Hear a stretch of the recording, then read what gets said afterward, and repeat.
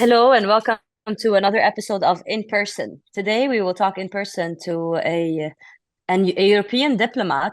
Marco Carnelos is more than a diplomat, actually. He has been in the Middle East for decades. He has been an advisor to Italian PMs. He's been in the European Union, spoken about it, from it, on behalf of it.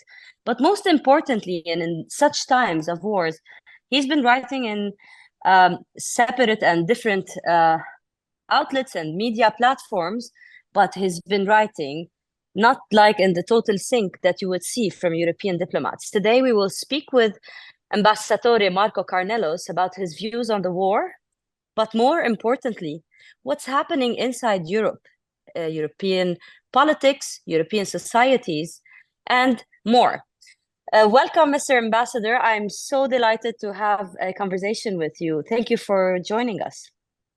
Good morning, Eddie. Thank you for the presentation. I'm quite happy to join your program, and I hope we are going to have an interesting exchange for the viewers and listeners.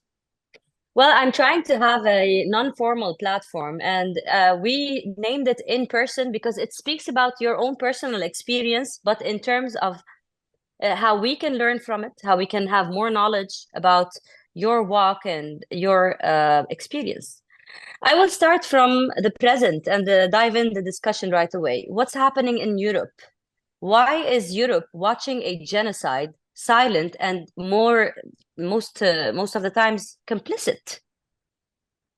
I have to confess that it's something that's beyond my understanding to a certain extent, because since October 7, we have been watching several images of carnage, of killings, of hatreds, of refugees, of destruction. And while at the beginning I could, to a certain extent, understand what was the Israeli reaction and the European support for the Israeli reaction, even if there are some legal precision to be made about the right of Israel to self-defense, what has happened later with the horrific images coming from Gaza, that to all extent is now basically a genocide.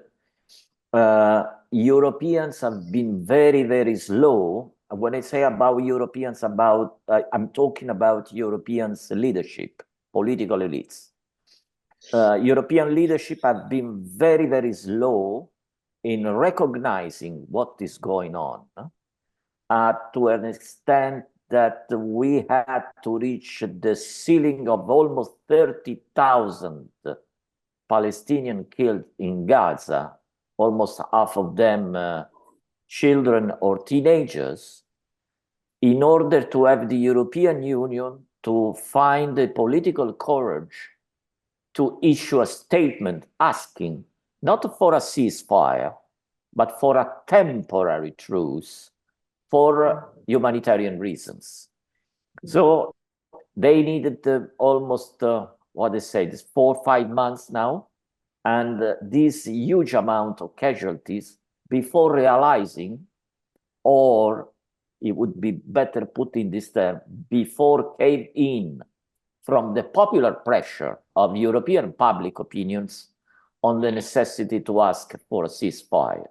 So I still do not know if these political elites decided through the European Foreign Affairs Council to ask for a temporary ceasefire out of their moral principles, for the embarrassment, for the outrage they were feeling about what's going on, or they simply did it out of political maneuvering because the pressure from the public opinions was becoming unsustainable. And just to give the latest, more vivid example of what is happening and what has happened, it's the Rochdale by-elections held yesterday in United Kingdom, where George Galloway, that is a former Labour member that had been put out from the party,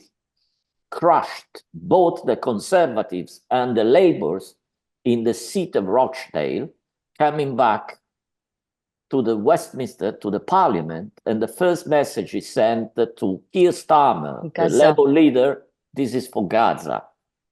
Yes. Just to give a sense of what's going on. So the most important issue in asking to your question, what's happening in Europe, is that there's a huge divide now growing between what the political elites in Europe believes and sees and perceives, and what the public opinion, or a relevant part of their public opinion, I cannot say all the public opinion, but I can say an overwhelming majority of public opinion are seeing, perceiving, and feel in a way.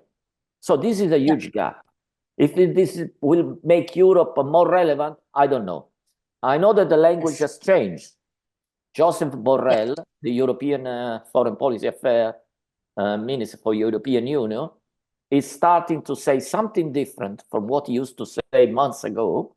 And he has even arrived to criticize her boss, Ursula von der Leyen, the president of the European Commission, that I must say, all along from October 7, held a shameful position about what is the situation of the Palestinians in Gaza. Okay. Mr. Ambassador, thank you for this great way of seeing things from every side, but this also started many questions in my mind. First of all, when we talk about the political leadership and the people and the choices, are we really fair when we make this comparison between the United Kingdom and Europe in general? Because we have seen the rise of the right in Europe. I don't know if it's really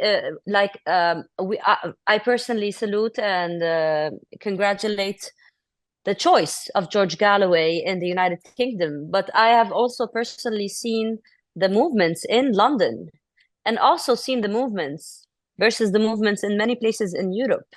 It is very hard to scream in Germany the same way you're screaming in London today. I don't want to make that comparison between the EU and the UK. This is one point. And the second point that I want to ask you about, when we speak about these unprecedented numbers and daily acts of war crimes, every single second there is another war crime. How can the European politicians not make the comparison between the number of babies killed in Ukraine and the numbers of babies killed in Gaza? How can they really live with such a drastic, different approach? It is very blatant racism at that point. What are they saying? I'm sure they are being asked, and I'm sure you ask higher ranks than we would as public or journalists. What is the answer when you make this comparison between in 2 years of war in Ukraine, the amount of babies killed, which every killing of a civilian is wrong, and the baby, but there are thousands and tens of thousands in Gaza versus hundreds in Ukraine. Every single European city that you see, there's a Ukrainian flag on each and every embassy, on each and every piazza. And this is like good for them in a way, if this is their choice. But are you telling all these people around the world, including myself, all these people from the Middle East, all these people from the human side watching Palestine, are you really telling them as European politicians that you are racist? I don't know if it's racism. Maybe something worse than racism. It's mental fragility. I mean, yes, because Europeans. I mean, this coming from you. Yes, yes. You are a European politician. You are a senior European politician speaking this. A huge amount of, is a huge lack of, I could say, empathy. Empathy is over. It's maybe a sign of decadence of Europe.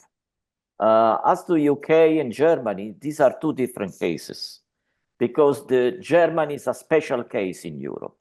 Germans are so obsessed, rightly I would say, by the Shoah, the Holocaust, that they are ready to condone everything committed by Israel. I just make an example. If tomorrow the Israeli would decide to use a mini nuke on Rafah instead of invading Rafah, alleging whatever, you will find in German politics, someone would be ready to justify that or to make. Oh my God. Yes, I say Are that. you? I say that. I have no problem in saying that because in Germany, they are completely catatonic on the issue of Israel and the Palestinians. Look at the politicians. They are even unable. This is very scary. What you are saying to utter is a single petrifying. word. They are even unable to utter a single word of condemnation for what Israel is doing, due to the fact that their ancestors committed a genocide 70 years ago. And they still believe that today they have to, in a way, accept what Israel is doing because they feel the responsibility from the past, when the common sense would push them to do, because there was a genocide in the past, we should do our best to avoid a new one. And they just go in the opposite direction. But Germany is a lost case. There's nothing that can be done with Germany. It's finished. It's over. It's on the brink of deindustrialization because of the sanctions. Mr. Ambassador, France is a different story. Different. Okay. So in Germany, they are applying laws in order to crush the right of protest of people supporting the ceasefire. France is a more mixed case. There are a significant Muslim community, but there's a strong polarization between the immigrants and the far right. And this is creating a very, very dangerous fuel in the society. England is another case because of big Arab and Muslim community. And even in England, there are some laws that have been adopted recently that in a way are constraining the freedom of manifestation, and they are specifically targeting Muslim and Arab community for the sake of fighting against terrorism. So it's a very, there are other European countries where the situation is different. Look, for example, at what Spain and Belgium did. The two prime ministers were on the border of Rafah, denouncing what Israel is doing. And Israel leveled a formal protest against that. I prefer not to speak of my country, Italy, where the situation is changing. We had at the beginning that we have a center-right government. It's very pro-Israeli. No discussion. And now they feel in the embarrassing situation because they are not able anymore to justify what's going on. So to your question, why does this attitude by Europeans that you define racism, I define it double standards. And all the Western rule-based international order is built upon double standards, which means what I do and what my allies do is fine. I can break the rules. All the others, they must respect the rules. Who created these rules? The Westerners. Yeah. Mr. Ambassador, I find this very teaching and interesting. Allow me to ask you, because you said you don't want to speak about your country, but this complies everywhere. I have seen in Italy school students in protest. And yes, when you define the European stance as decadence or like lack of empathy, or these are your words, we can see that the people in every street, in Spain, in Scandinavian countries, in France, and even in spite of all these laws, in Berlin, and in Rome, and in every single place in Europe. Now, where is this taking Europe versus its actual politics, internal politics? I mean, these people who we are seeing in the streets, they are voters, they are taxpayers, they are members of this community. Do you see that this will affect the stability, the political stability in each of these countries? I don't know if they will reach to the point of affecting the political stability inside the country, because at the end of the day, Europeans are very much concerned of their own situation, the economy, in some cases, the immigration, the increasing cost of the green transition. A lot of that is basically, in a way, controlled by the media. I mean, the media, the big media conglomerate in Germany, France, UK, Italy, they tend to present a narrative that doesn't fit the reality. We know that because you as a journalist and many journalists can easily understand how headlines can be written in order to reduce the impact of the responsibility of one of the actors that carried out a criminal action. We have hundreds of thousands of examples from BBC, New York Times, Wall Street Journal, and major mainstream media that in a way are characterizing or using semantic tricks in order to play down the impacts of what happened on the ground. Except for the fact that after 2, 3, 4 weeks, basically what they say is debunked. But people, and this is one characteristic of Western people, have a very short memory. So after 3, 4 weeks, they don't remember anything. Actually, they don't remember anything the day after. They move on something else. And basically, who is setting the stage for the horror and for the concern of the people are not the people, basically are the media and the news, because they changed the subject. All of a sudden, for months, Ukraine was completely forgotten. And the war was still going on in Ukraine. It was a stalemate, but there was a war. There were people that were killed. So for months, we went on Gaza and Gaza and Gaza. Now they are coming back to Ukraine for the simple reason they are realizing that basically Ukraine could collapse. And they don't want it. That's the reason.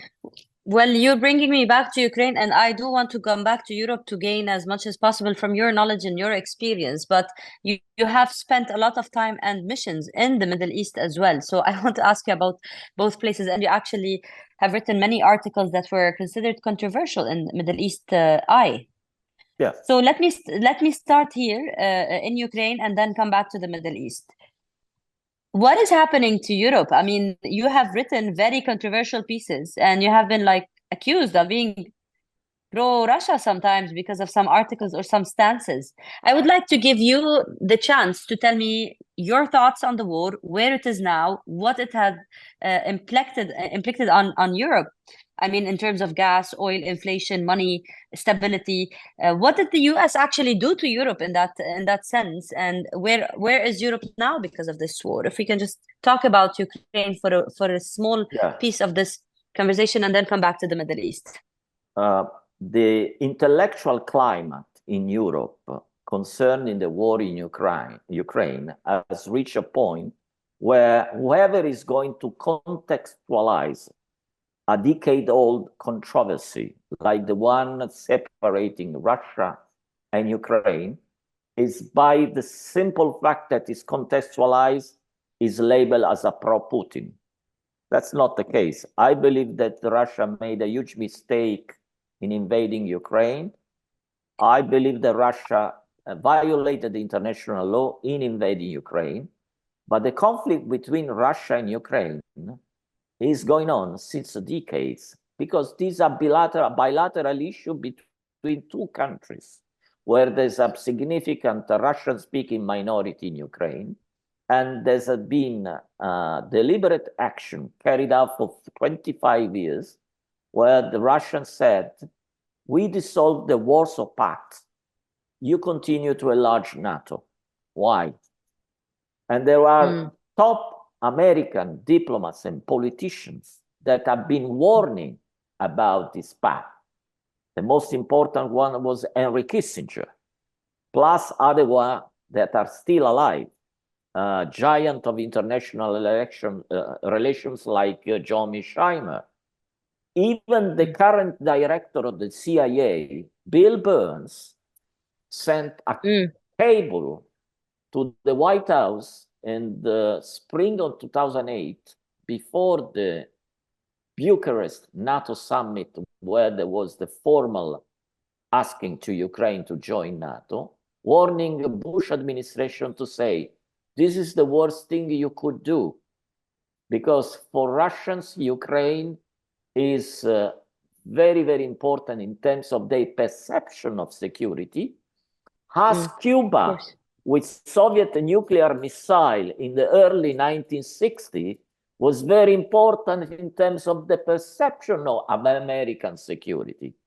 In 1962, on the Cuban Missile Crisis, the world went on the brink of a nuclear war because the Americans felt threatened by the Soviet nuclear missiles that were placed in Cuba for the same reason why American nuclear missiles were placed in Italy and Turkey.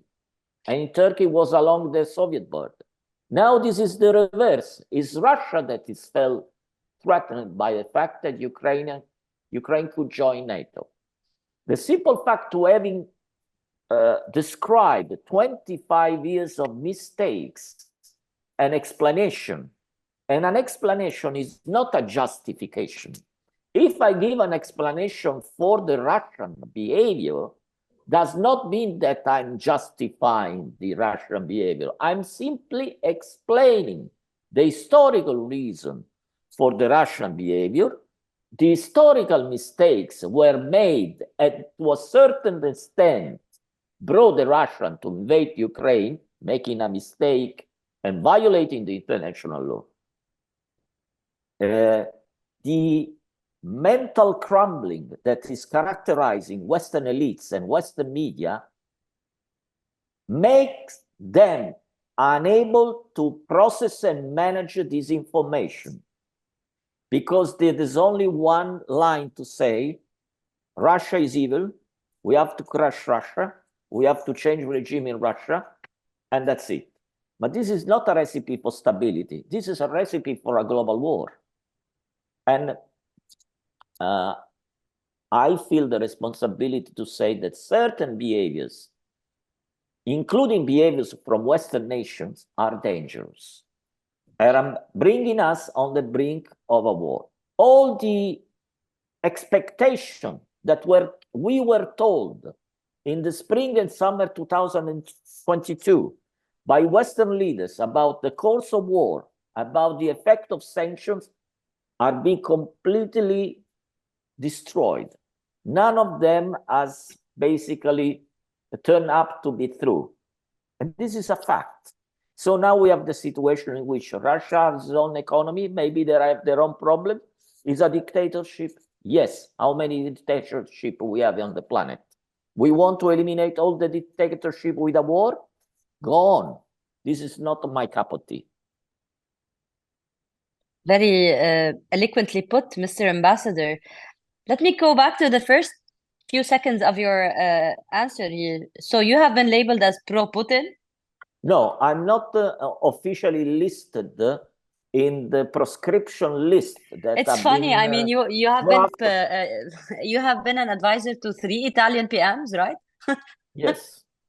Even you are getting this kind of maiming when you speak outside the crowd. It is very dangerous and scary. Well, I'm not anymore in the foreign services. To a certain extent, I have a freedom of thinking, something that you do not have if you are in the foreign service. But that's not the point. I said that... No, but my point from stating your previous position is that even if you have served your service, done your homework, studied, educated yourself, proven yourself, you would still be maimed if you speak anything outside the line. This is petrifying. And so it is okay when they say we are terrorists, because they're talking about the top-notch diplomats. If they say something else other than the war, other than warmongering, they're being maimed. I mean, this is ridiculous. Who would say an Italian ambassador? This is ridiculous. Gadi, no? Almost 80% of the so-called experts that show themselves on mainstream media to talk about this issue, either they are in bad faith or they have no idea what they are talking about. Basically, these are people, journalists, opinion makers, who are being fed up with the narratives, with piece of paper to repeat by some people that knows the things, and they know how to certain statement must be presented to the public. There are some rules that are violated in the same. There are on Twitter, on X, and many other media platforms. There are huge examples that when you take some interlocutor that is very good, and it must not be an expert. Take, for example, that Egyptian-American comedian. I don't get the name now.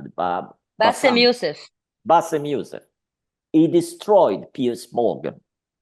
And Piers Morgan, at the beginning, you could see as one interest only in his interview. He wanted his interlocutor to say that Hamas was a terrorist group, that Israel has the right to defend itself, period. After these people say what he wanted them to say, maybe they were left some space to say something else to better contextualize the issue. I have no problem in saying that in their national struggle, because it's a national struggle, Hamas has used terrorist method as Jewish group that struggled for their independence in 1947, 1948 have used terrorist methods, period. Terrorism is not basically something that is a prerogative of one single ethnic or national or religious group. Terrorism has been used to a large extent, and now even in the international awareness, state terrorism is coming through. Because I don't see a difference if someone goes and places a bomb to kill some innocent and someone who drops a 1,000 kilos bomb on a building to kill one single terrorist and kill in the same process 100 people. And who's giving the labels here? What is terrorism? I stick to the United Nations. The United Nations and the international law says that in times of occupation, fighting is a free. There's no right to self-defense if you are carrying out an occupation. So, if a threat is coming from people who are under occupation, the occupiers cannot claim the right to self-defense. This is more or less what is controversial, but this is what more or less international law is saying. So this is where we start this whole thing in the Middle East. Well, it is an occupation. Yeah, and their occupation is removed. If you go and see all the European and American reactions to what occurred on 7 October, it means that they had no idea what happened on the 6th, on the 5th, on the 4th, for 30 years or 50 years back. 75 years of occupation, every day, day in, day out. They entirely removed the occupation as a non-issue. And that is basically the Israeli narrative. It's not the international law narrative, it's not the international community narrative. And the same can be seen for the issue of UNRWA. UNRWA is the funding was cut because Israelis and Americans said what they said. There has not been any independent investigation. Those 12 people that then they dropped to 4 were immediately put aside by UNRWA, individually acting, deliberately acting, autonomously acting, but that has not been enough in order to have the UNRWA contribution to be back. And the situation in Gaza is catastrophic. And the only body that is, and will administer the delivery of aid in Gaza is UNRWA. So when we're speaking about UNRWA, every single day, it's not about labeling. It's not about saying like you discrediting you for having a different thought. Now they are doing this to the UN. They say the United Nations is Hamas. They unapologetically say this in the United Nations meet. So they don't care. They have impunity. So what's our breakthrough? Isn't it time to stop looking at these papers and laws and make new ones? You said an important word that is impunity. All along in history, Israel has I mean, correctly from their point of view, complain that the United Nations has not been fair to Israel, in the sense that the number of resolutions singling out Israel has been a huge number, far more than any more resolution on other issue. But the fact is that Israel is the country who has enjoyed until now the biggest impunity. Is bombing Syria daily, is bombing Lebanon, is bombing Iraq, is bombing Sudan, and you don't see one single European or American chancellery coming out and Iran. And Iran as well, of course. I forgot Iran. So why is that? Because everybody is ready to say, the main problem, God, is that everybody is ready to say what Israel should do. Two-state solution, withdrawing from the occupied territories, and so and so and so. Basically, the parameters for peace, more or less, are known since at least 20 years, more, 25 years almost. The main point is that nobody is ready what they are ready to do if Israel is not doing what is required to do. What I mean for that, one issue if you say you must do that, and then I answer, and what you are ready to do if Israel is not committing. So we are coming very, very slowly to something that sooner or later, if nothing changed, should be taken into the consideration. We start and we have to begin to consider Israel a normal nation. What I mean with that? I mean that Israel must be treated like all the other nations in the world. And so if Israel commits a crime, if Israel is violating the international law, it has to be made accountable. And how you make a nation accountable? Well, condemnation, resolution, but then at a certain point, there are other tools that have been used everywhere in the world, except for Israel. I'm talking about boycott and sanctions. Why your Westerners are ready to sanctions, everyone is not adopting our norms, our rules, is not following human rights, our principle, but we are ready to make an exception for Israel. It's time to stop. The Israelis should be the first to be asked to be treated like normal people by all the international community. You mean normal as in not special and not with impunity, because they're actually an occupation. And for me, as a person in the Middle East, I would like them to be treated as an occupation. Not a nation, they are an occupation, a colonization. But we can agree to disagree on how I will stand. The Israelis, they have their own point of view. It's not an occupation. These are not occupied territories, disputed territories.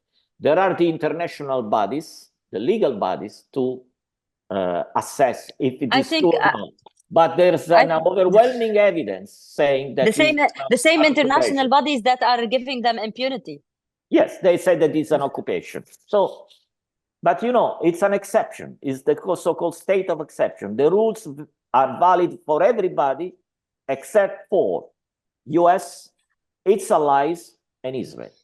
Period. I think the best thing, the only good thing about these very hard and dark times that we are witnessing for the whole humanity and politics and international law and everything, the only good part is that now the people know that these are all lies. These were always lies. Yeah, they are realizing that are lies, but from the realization these are lies to the transformation of this awareness in votes in the national parliaments in order to kick out these people supporting this lie, it's a very long way. It's very long way. It's very long, but it is the only way that we have. It is the only choice that we have. Maybe it started in UK yesterday with the by-election in Rochdale. We'll see what happened in the June British election and European Parliament elections, and so and so and so.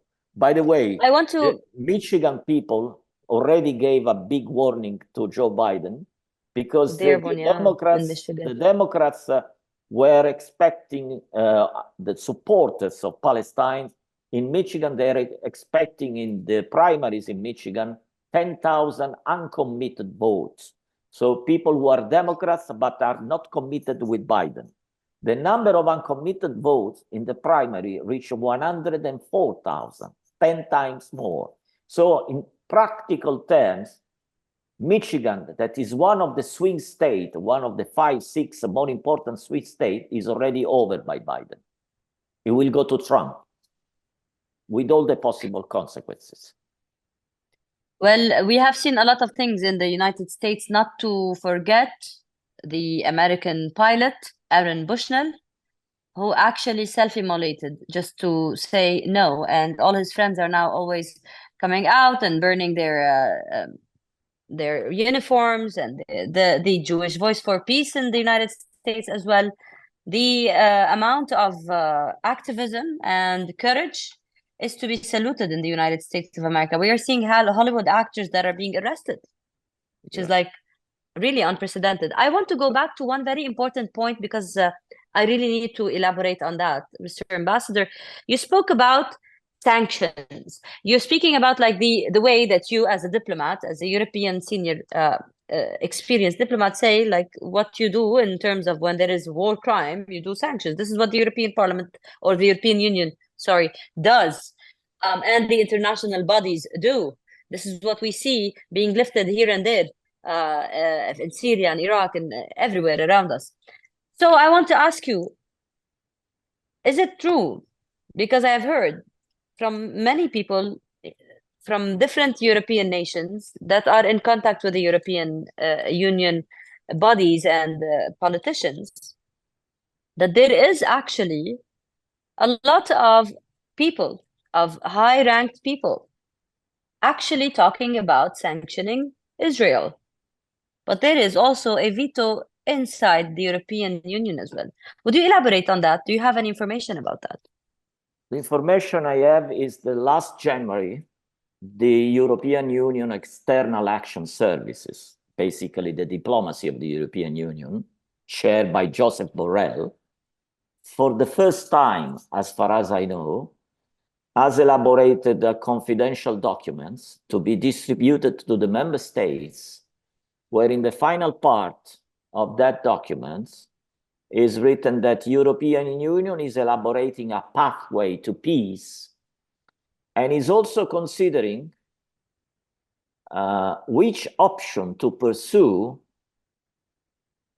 in case the two parties will not commit themselves to this pathway.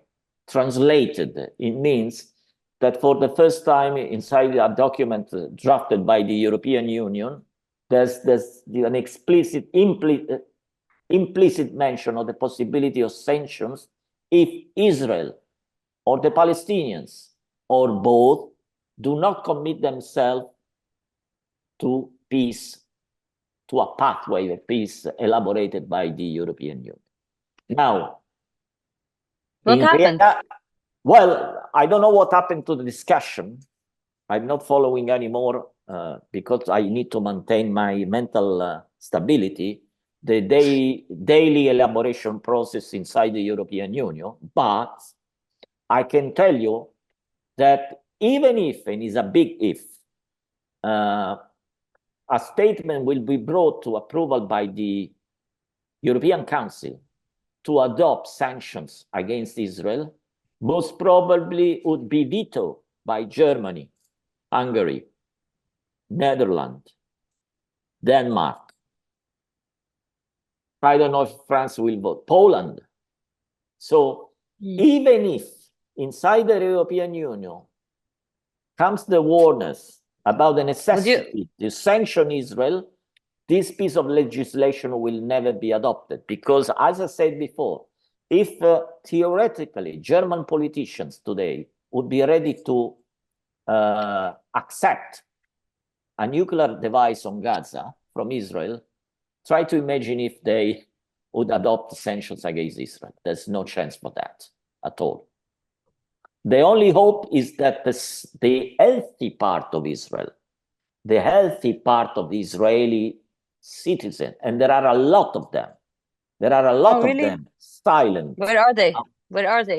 Silent. As per the polls, it's more than, as per the polls, Mr. Ambassador, I must interrupt you here. More than 90% of the Israelis want to kill us all. I know. But I hope that sometimes a big process, a big transformation starts with minorities. I don't believe this is going to happen, but at least I hope that the healthy part of Israel, and there are many, they will raise their voice. For 2 years, they raised their voice for the constitution violated by the juridical reform by Netanyahu. I hope, and they didn't care about at all what happened to the Palestinians. I believe if they are real Democrats, they claim to be, at one point, one day, they will stand up and say, I'm a Democrat. What I'm watching in Gaza is not what I want. I wonder if that much time and forgiveness and help and love was given to Syria instead of bombing them all because of a claim of chemical weapons that was debunked. Things happen around us, Mr. Ambassador, and every day the world keeps on telling us that we don't matter, but these people, they can want to kill us all, but we'll give them time to change their mind and to become better, because they are golden colonizers who were born in Poland or Manhattan or Russia or wherever. I don't want to elaborate. No, but I wanted to tell you, when you do not challenge outrageous statement, take, for example, the statement that the highest authority of Israel pronounced a few days later, the October 7th, when he said that there are no innocent civilians people in Gaza, which means, in my interpretation of the language, we can kill them all. This was the president of Israel said that. And then Israel is contesting the and you called him out, and you called him out in an article, and I saw your X account. And he said that statement while the president of the European Commission and the president of the European Parliament, Metsola and von der Leyen, were in Israel giving solidarity to Israel. And they didn't say one word when the highest authority of Israel made a statement that at all extent is a statement authorizing the genocide. So when they go to the International Court of Justice in The Hague, leveling the accusation of genocide for Israel, they don't need anything to support evidence. The statement by President Herzog was enough. Plus all the other statements by the members of governments of Israel that say they are human animals, they will kill them all, etc., etc., etc. Every single day, they are actually documenting their genocide. This is even worse. I cannot even start to explain. You spoke about your mental stability and that you are not following what's happening in the European Union to keep your mental stability. We don't have the choice to keep our mental stability.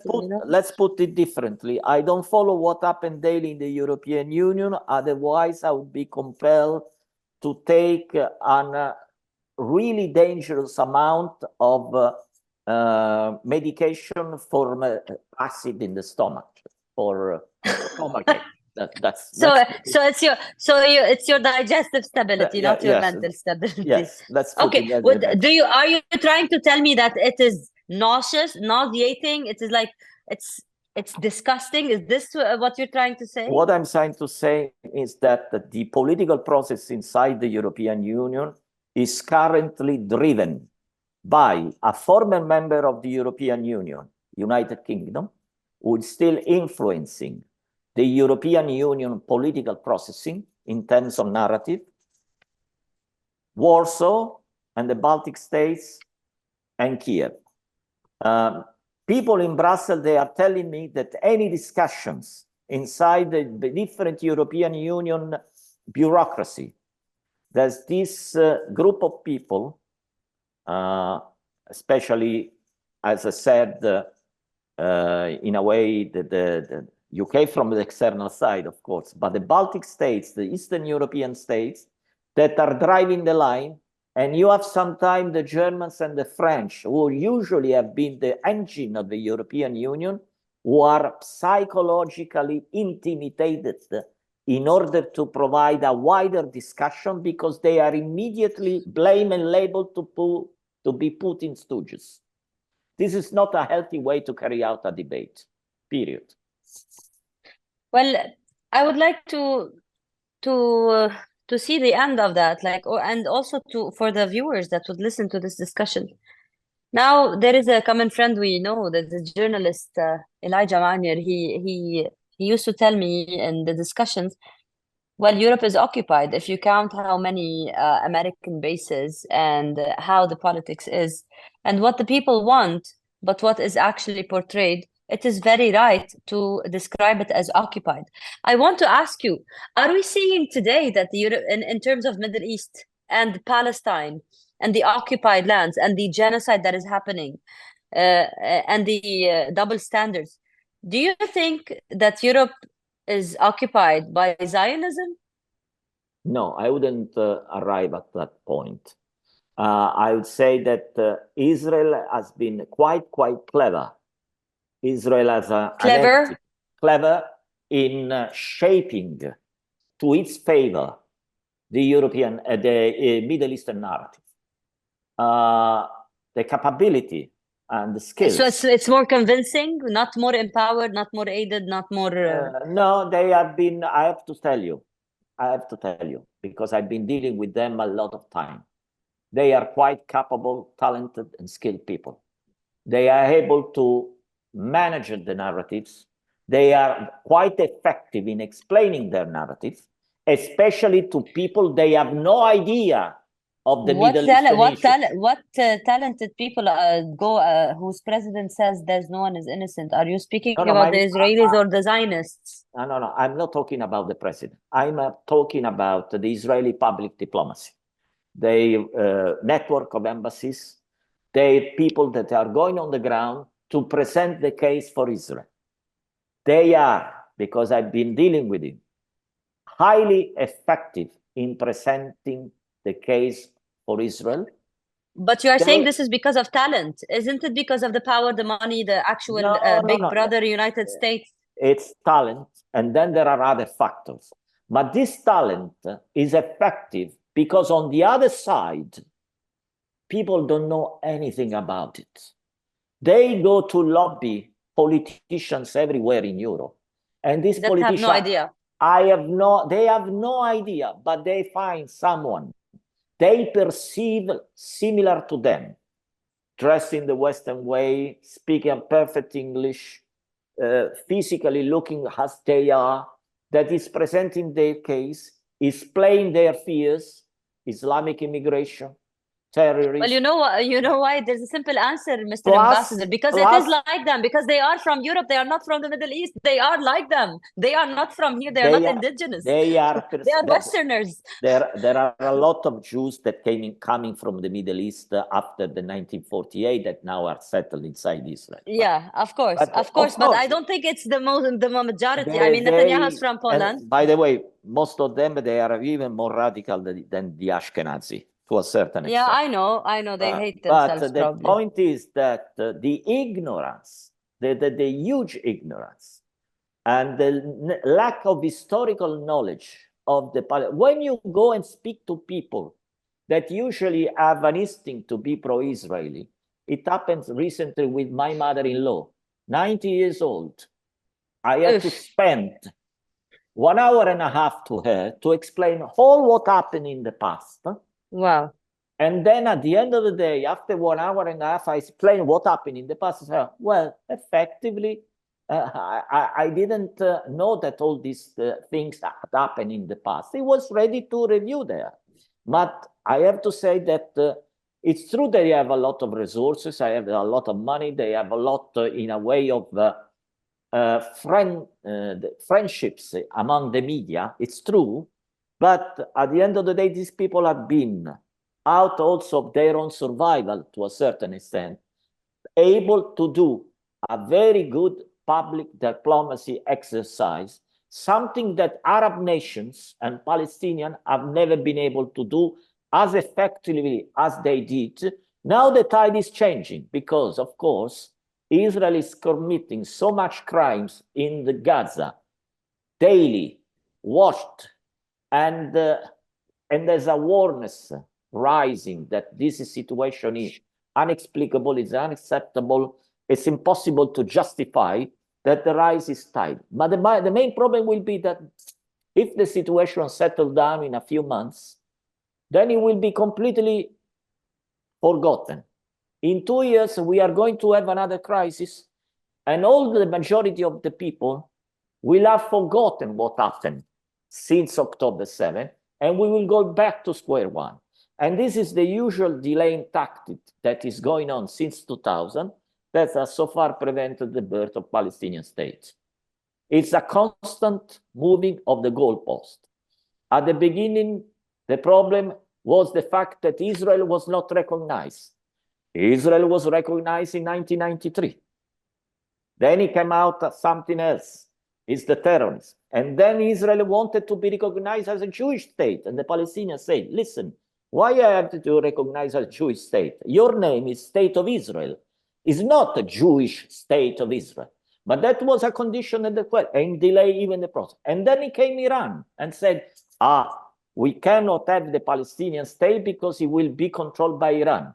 And now there's the Saudi Arabia. We cannot go to peace with the Palestinians if we do not have a deal with Saudi Arabia before in order to feel us more secure. And as you see, for the last 24 years, let me say it, for the last 31 years, the goalpost has constantly moved in order to delay indefinitely the birth of a Palestinian state with the Western complicity or the Western. Basically, the Westerners have been bamboozled by the Israelis. And Netanyahu is the biggest master of political manipulation in the Western Hemisphere. Because he's being allowed to and empowered by the world order that doesn't care about a genocide as long as Netanyahu is doing it, but would care a lot about a story. I mean, you were speaking before about the media.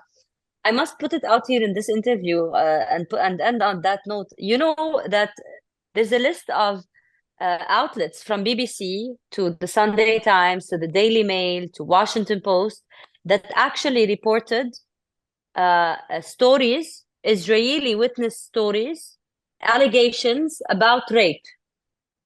And all of these did not mention the United Nations report about Israelis raping Gazans.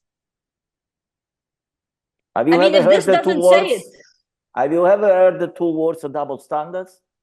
Yeah. This is double standard of full sin. By the way, the story, there's a big... It's more than double standard. This is, at that point, Mr. Ambassador, allow me to tell you, we are not exaggerating when we say it's complicity. It is basic complicity because these news reports made people want to kill people and they weren't right. I think you are aware of the investigation carried out by The Intercept a couple of days ago that basically totally debunked the New York Times story. And now, apparently, inside the New York Times, there's a hunt to the whistleblower. They are targeting Muslim journalists inside the New York Times, apparently. Instead of correcting the narrative. Instead of correcting what they did, they are looking around. Basically, it's the same attitude you have with Assange. They are not focused on what Assange has revealed. They are focusing on Assange on persecuting him. It's the same mental frame that was playing with Assange is playing now inside the New York Times.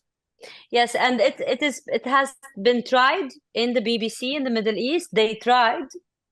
5, 6 very important journalists were questioned, and in the beginning, just for tweets, just for posts, just for interactions. So this tells you now, before we end this conversation, and I hope we can have other conversations with you, and I'd like to tell all my viewers to read your articles on Middle East Eye, and you're like one of the very important European voices, because each person who doesn't say what is popular, we must listen to them. This is my law in terms of media. You know, if you're not saying the wanted parts, means you're saying the truth.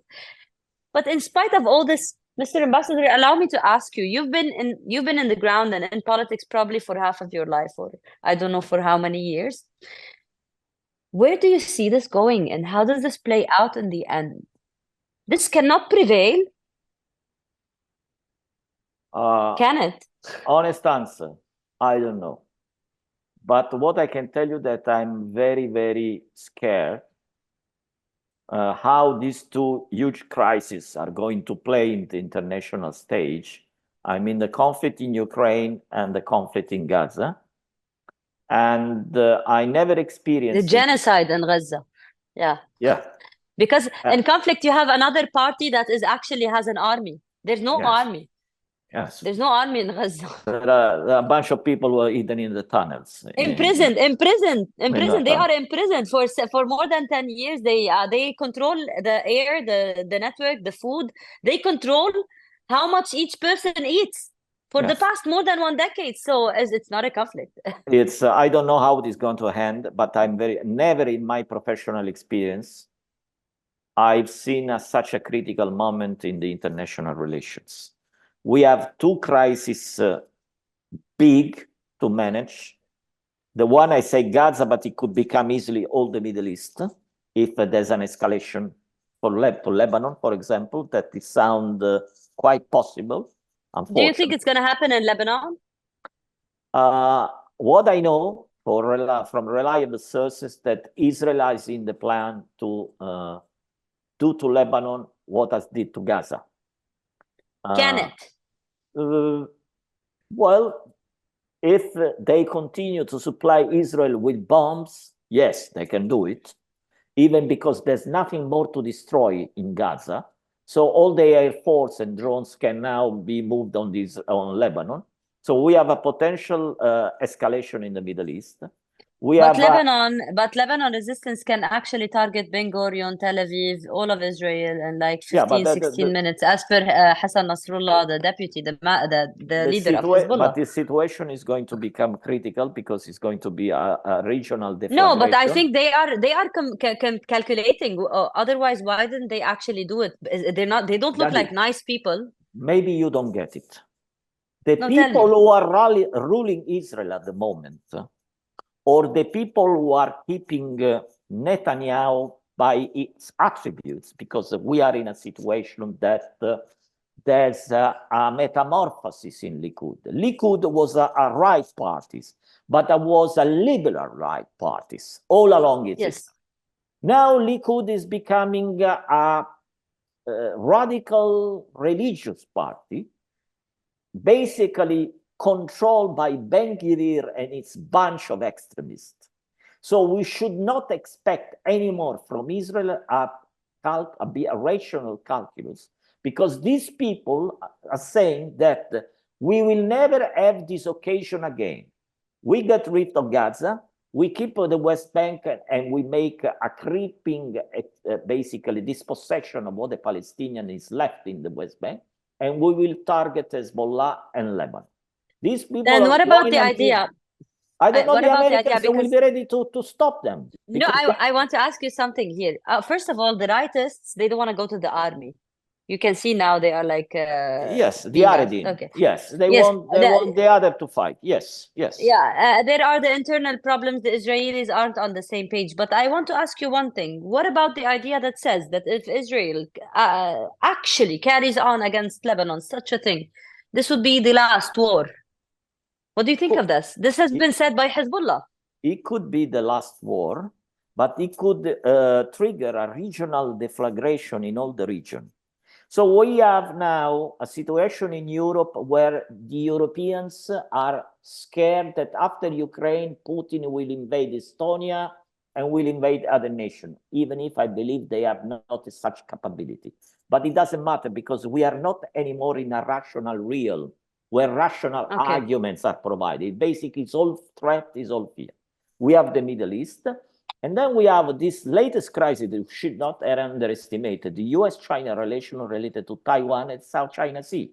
Never in my experience, modest, very modest experience, I've seen three big crises simultaneously. It's called polycrisis by Sudan, Congo, and there are many crises and genocides that we don't even hear in the mainstream media. These are basically, I don't want to sound dismissive, but these are less relevant for the global stability.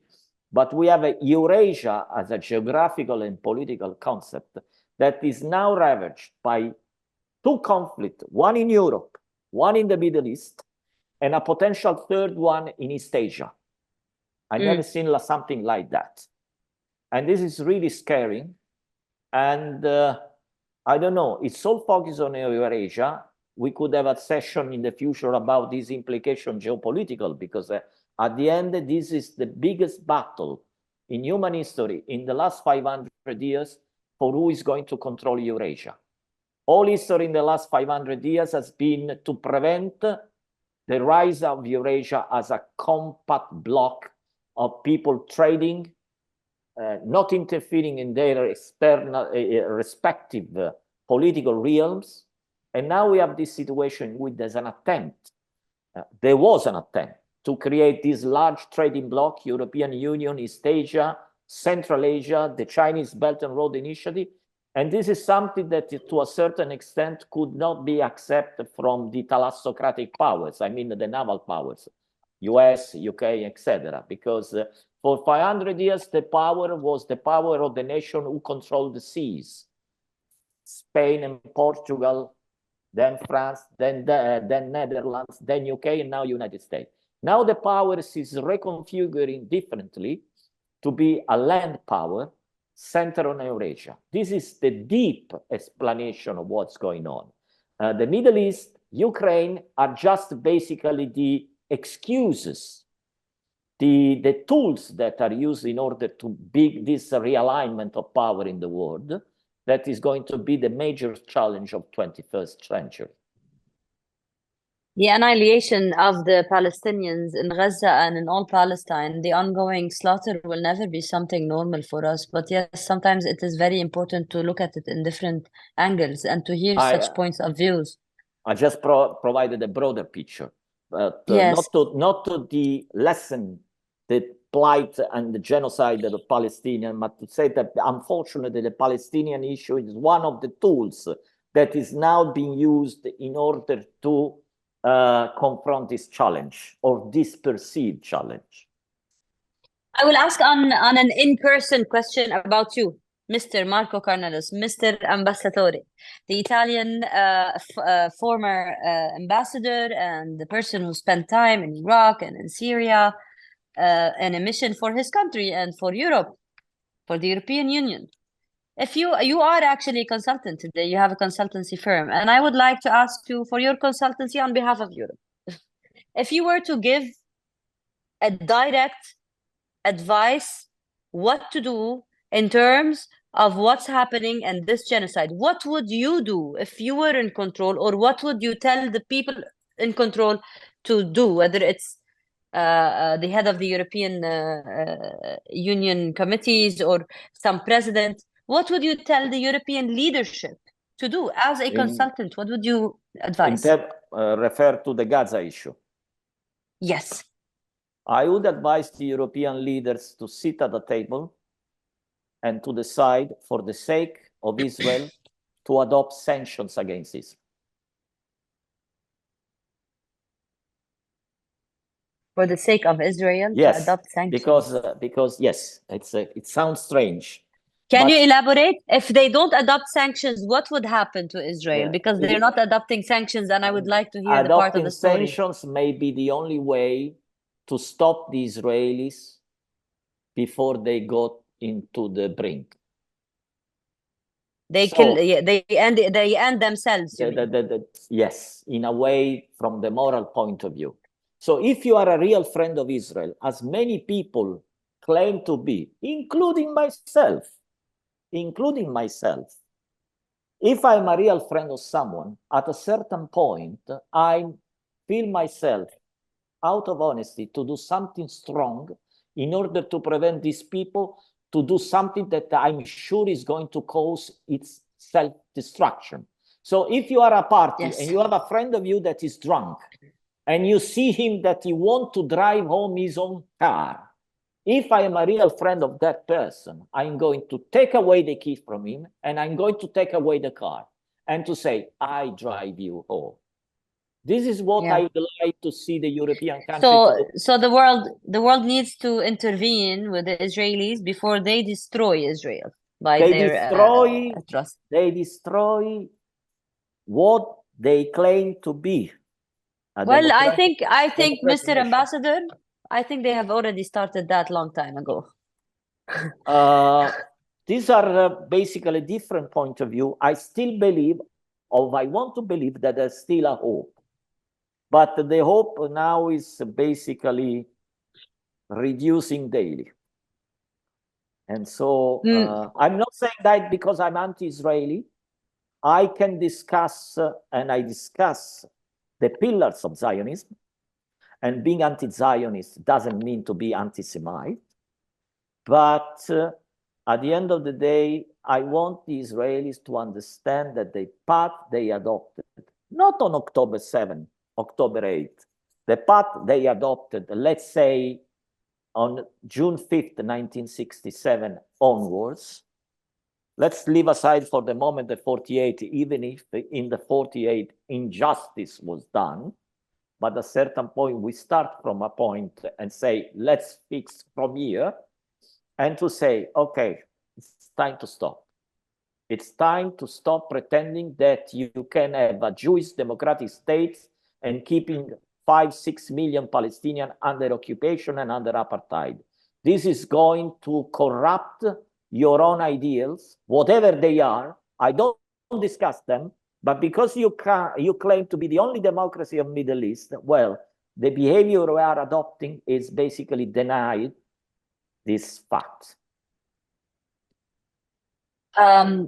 From your point of view, I can understand why you would say this, but our point of view is very different. We will forever speak about the indigenous people, the native land, and how it is colonized. But as an ambassador, as a European contributor and advisor, and the former advisor to 3 Italian PMs, I want to thank you for your time, Ambassadore Marco, and for your work.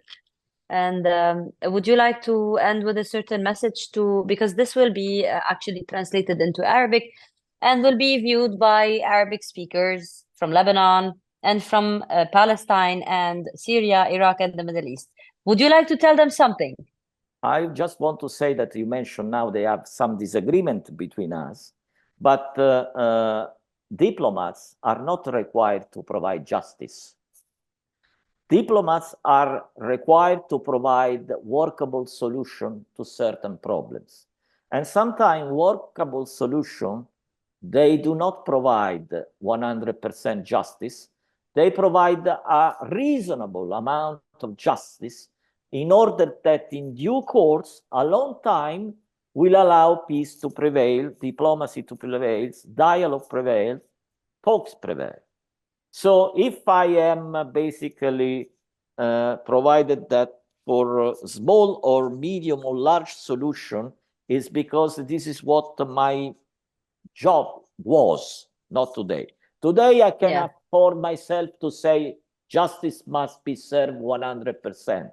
But this is unfortunately is a recipe for a endless war. Justice will be never rendered 100%. We should aim to have as much as possible justice, but we have also to be realistic. We will never be able to have 100% of justice. I feel so bitter when I hear these words, although they might be more realistic. I can't help but feel bitter, Mr. Ambassador, because we are the part that needs to be served justice, you know? And I am in total reconciliation with my feelings about how unjust this world is. But also, I respect diplomats all over the world who can bear to work around the injustices and keep their mental stability and their voice and their non-bias and to deliver the message. So each of us has their own role. And from where you are sitting, I believe you are being labeled a lot for what you are speaking up for. And I respect you for that. So I cannot wait from an Italian diplomat to think exactly like a Lebanese activist turned journalist, right? Yeah.